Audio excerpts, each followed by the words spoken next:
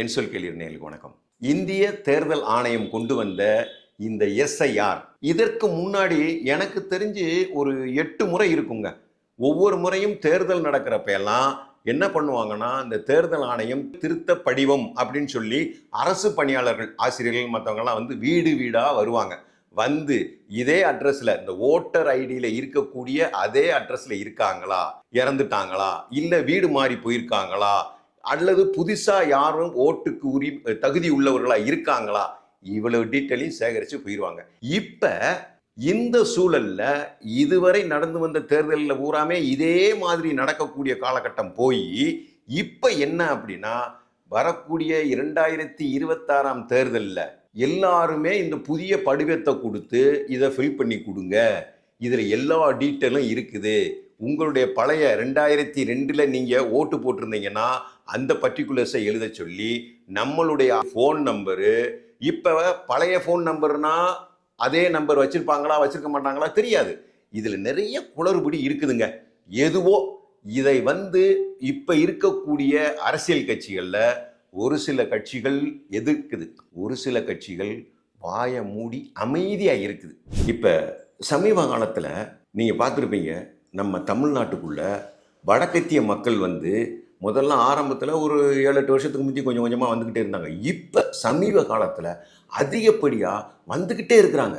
இவங்க அதிகப்படியாக வர வர வர வர வர நம்ம தமிழ் மக்கள் அப்படியே தள்ளி போய்கிட்டே இருக்கிறோம். ஆரம்ப காலங்களில் வந்து வடக்கத்திய மக்கள் வந்து வேலையின் நிமித்தமாக நம்ம தமிழ்நாட்டுக்குள்ளே வந்தாங்க. அதாவது உண்மையிலே சொல்லப்போனால் இன்னைக்கு இருக்கக்கூடிய ஹைவேஸ், நமக்கு 4 வழிச்சாலை, மற்ற கட்டுமான பணிகள், பாலம் கட்டுறது, வைக்கிறது எல்லாத்துலேயுமே அவங்களுடைய உழைப்பு உண்மையிலே அதிகப்படியாக இருந்துச்சு. அதுக்கு வந்து நம்ம குறையே சொல்ல முடியாது. அவங்களுடைய வேலை நிமித்தமாக வந்தவங்க வேலையை முடிஞ்சவுடனே அவங்க ஊருக்கு போயிருக்கலாம். ஆனால் இங்கேயே வந்து தங்கி இங்கே இருந்து ஓட்டுரிமை ஓட்டு போடக்கூடிய ஒரு சூழலில் உருவாகிறாங்கங்கும்போது அது வந்து கொஞ்சம் மனசுக்கு கஷ்டமாக தானங்க இருக்கு. நம்மளே பீகாருக்கோ அஸ்ஸாமுக்கோ அங்கெல்லாம் போய் நம்ம போய் ஓட்டுச்சீட்டு கூட வாங்க முடியுமா? முடியாது. ஓட்டு போட முடியுமா? முடியாது. அப்போ ஏன் இந்த சூழல் இங்கே வருது? அதைத்தான் நம்ம மக்கள் நினைக்கணும். என்ன காரணத்துக்காக வேண்டி இப்போ சமீப காலமாக வேலை நிமித்தமாக வந்தவங்க இப்போ இங்கேயே தங்கி தங்க ஓட்டுரிமையை இங்கே கொடுக்குற அளவுக்கு வைக்கணுங்கிற நிலைமையை உருவாக்கிட்டாங்க. இதே காலகட்டத்தில் இவங்க வந்து முன்னாடி தன்னுடைய வேலை நிமித்தமாக வந்தவங்களே 10 வருஷம் 15 வருஷத்துக்கு முன்னாடியே வந்திருப்பாங்க. இவங்க வந்தவங்க தன்னுடைய பிள்ளைகள் படிப்புக்காக எல்லாத்தையும் இங்கேயே கொடுத்து அப்படியே இவங்களே இங்கே இருந்துட்டாங்கன்னா பிரச்சனை இல்லை. அவங்களுக்கு அங்கே உள்ள ஓட்டுரிமை எதுவுமே எல்லாத்தையும் கேன்சல் பண்ணிட்டு இங்கே வந்துட்டா அது பிரச்சனையே இல்லைங்க. இப்போ சமீப காலத்தில் இந்த எஸ்ஐஆர் அவங்க வந்து தேர்தல் ஆணையம் ஒரு அறிவிப்பு கொடுத்துருக்காங்க. என்ன கொடுத்துருக்காங்க தெரியுமா? Aadhaar card, ration card, PAN card, இப்படி அந்த நம்மளுடைய அடையாள அட்டைகளை வந்து தேர்தல் ஆணையத்தில் காமிச்சா போதும், தேர்தல் ஓட்டு போடுற நேரத்தில் இதை காமிச்சா போதும் அப்படின்னு சொல்லிக்கிட்டு இருந்த மக்கள்கிட்ட இவங்க என்ன பண்ணிட்டாங்கன்னா, இது எதுவுமே தேவையில்லைன்ட்டாங்க. அப்போ இது எதுவுமே தேவையில்லைன்னா அப்போ எந்த ஆதாரத்தை அவங்க ஓட்டுச்சீட்டுக்கு காமிப்பாங்க? பெர்த் சர்டிஃபிகேட் வேணுமா? பிறந்த தேதி. இந்த பிறந்த தேதி 1958, 59, 60 பிறந்தவன்ட்டெல்லாம் இருக்குமா? நீங்கள் யோசித்து பாருங்க. இப்போ சமீப காலத்தில் தான் இந்த பெர்த் சர்டிஃபிகேட் கம்பல்சரி, எல்லாத்துக்கும் முக்கியம் அப்படின்னு பள்ளிக்கூடத்தில் முதல் கொண்டு இது பண்ணிடுறாங்க. இப்போ சில இடங்கள்ல எல்லாம் கிராமத்துல எல்லாம் என்ன பண்ணுவாங்கன்னா, பையனுக்கு வந்து அப்பா வந்து ஒரு பிறந்த தேதியை சொல்லுவார், அவ்வளவுதான், அவங்க சர்டிஃபிகேட்டில் எழுதிக்கிடுவாங்க. இதுதான் காலகாலமாக இருந்துச்சு. அதுக்கப்புறம் கார்பரேஷன் சர்டிஃபிகேட், பெர்த் சர்டிஃபிகேட் வேணும் வைக்கணும் அப்படின்னு சொல்லி வந்ததுனால இன்னைக்கு ஓகே. நம்ம தமிழ்நாட்டு மக்கள் மும்பையிலேயோ அல்லது பீகார்லேயோ அந்த நம்மளுடைய தமிழ்நாட்டை விட்டு வெளியே போய் எங்கேயாவது பெர்த் சர்டிஃபிகேட் வச்சு ஓட்டு போட முடியுமா?